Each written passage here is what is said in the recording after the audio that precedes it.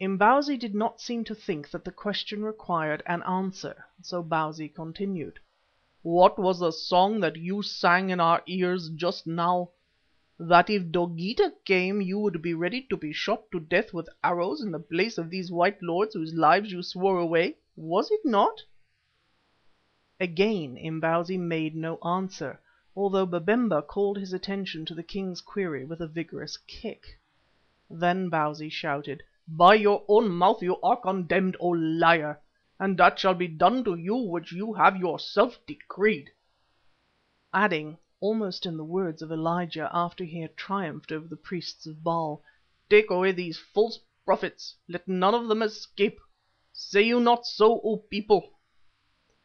"Aye," roared the multitude fiercely, "take them away." "Not a popular character, Imbozwi," Stephen remarked to me in a reflective voice. "Well, he is going to be served hot on his own toast now, and serve the brute right." "Who is the false doctor now?" mocked Mavovo in the silence that followed. "Who is about to sup on arrowheads, O painter of white spots?"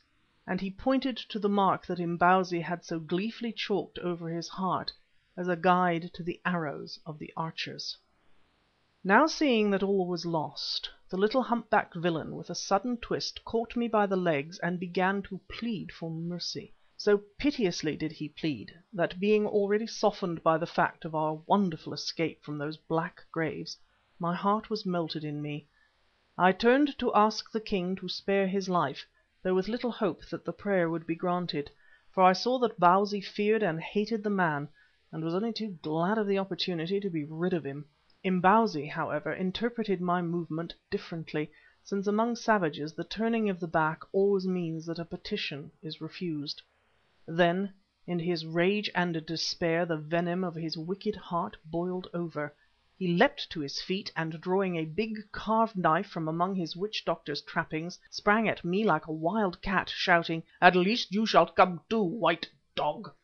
Most mercifully Mavovo was watching him, for that is a good Zulu saying which declares that "wizard is wizard's fate." With one bound he was on him. Just as the knife touched me it actually pricked my skin, though without drawing blood, which was fortunate as probably it was poisoned. He gripped Imbozwi's arm in his grasp of iron and hurled him to the ground as though he were but a child. After this, of course, all was over.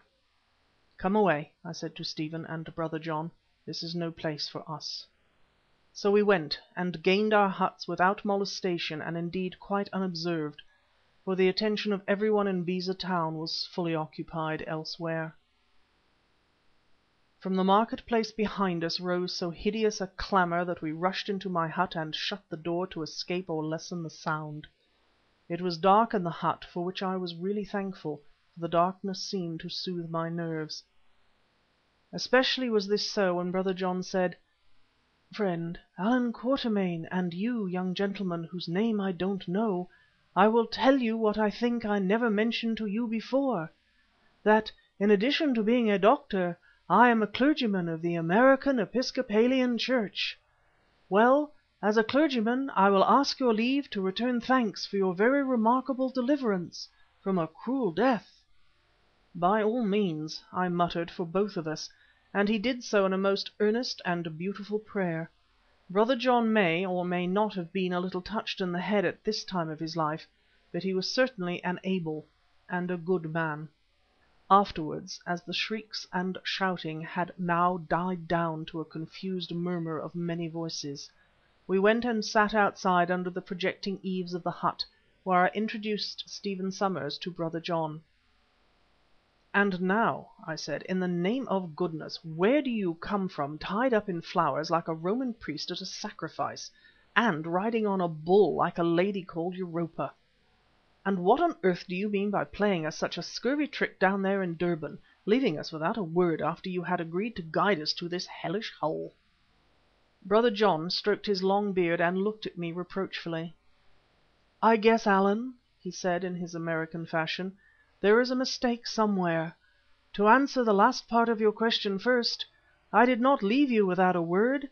I gave a letter to that lame old Griqua gardener of yours, Jack, to be handed to you when you arrived." Then the idiot either lost it or lied to me, as Griquas will, or he forgot all about it." "That is likely. I ought to have thought of that, Allan, but I didn't. Well, in that letter I said that I would meet you here, where I should have been 6 weeks ago, awaiting you. Also I sent a message to Bausi to warn him of your coming in case I should be delayed, but I suppose that something happened to it on the road. Why did you not wait and come with us like a sensible man? Allan, as you ask me straight out, I will tell you, although the subject is one of which I do not care to speak. I knew that you were going to journey by Kilwa. Indeed, it was your only route, with a lot of people and so much baggage, and I did not wish to visit Kilwa." He paused, then went on. "A long time ago, nearly 23 years to be accurate, I went to live at Kilwa as a missionary with my young wife. I built a mission station and a church there, and we were happy and fairly successful in our work. Then one evil day the Swahili and other Arabs came in dhows to establish a slave-dealing station.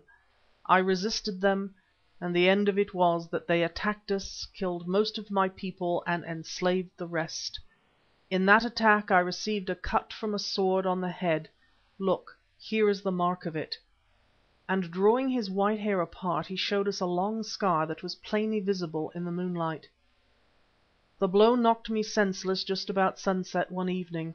When I came to myself again it was broad daylight, and everybody was gone, except one old woman who was tending me. She was half crazed with grief because her husband and 2 sons had been killed, and another son, a boy, and a daughter had been taken away. I asked her where my young wife was. She answered that she too had been taken away 8 or 10 hours before, because the Arabs had seen the lights of a ship out at sea and thought they might be those of a British man of war that was known to be cruising on the coast. On seeing these they had fled inland in a hurry, leaving me for dead but killing the wounded before they went. The old woman herself had escaped by hiding among some rocks on the seashore, and after the Arabs had gone had crept back to the house and found me still alive. I asked her where my wife had been taken. She said she did not know, but some others of our people told her that they had heard the Arabs say they were going to some place 100 miles inland to join their leader, a half-bred villain named Hassan ben Mohammed, to whom they were carrying my wife as a present. Now we knew this wretch, for after the Arabs landed at Kilwa, but before actual hostilities broke out between us, he had fallen sick of smallpox, and my wife had helped to nurse him. Had it not been for her, indeed, he would have died. However, although the leader of the band, he was not present at the attack, being engaged in some slave-raiding business in the interior. When I learned this terrible news, the shock of it, or the loss of blood, brought on a return of insensibility, from which I only awoke 2 days later to find myself on board a Dutch trading vessel that was sailing for Zanzibar. It was the lights of this ship that the Arabs had seen and mistaken for those of an English man of war. She had put into Kilwa for water, and the sailors, finding me on the verandah of the house and still living, in the goodness of their hearts carried me on board. Of the old woman they had seen nothing. I suppose that at their approach she ran away. At Zanzibar, in an almost dying condition, I was handed over to a clergyman in our mission, in whose house I lay desperately ill for a long while. Indeed, 6 months went by before I fully recovered my right mind. Some people say that I have never recovered it. Perhaps you are one of them, Allan. At last the wound in my skull healed, after a clever English naval surgeon had removed some bits of splintered bone, and my strength came back to me. I was and still am an American subject, and in those days we had no consul at Zanzibar, if there is one there now, of which I am not sure, and of course no warship. The English made what inquiries they could for me, but could find out little or nothing, since all the country about Kilwa was in possession of Arab slave traders, who were supported by a ruffian who called himself the Sultan of Zanzibar. Again he paused, as though overcome by the sadness of his recollections. "Did you never hear any more of your wife?" asked Stephen. "Yes, Mr. Somers. I heard at Zanzibar from a slave whom our mission bought and freed, that he had seen a white woman who answered to her description alive and apparently well.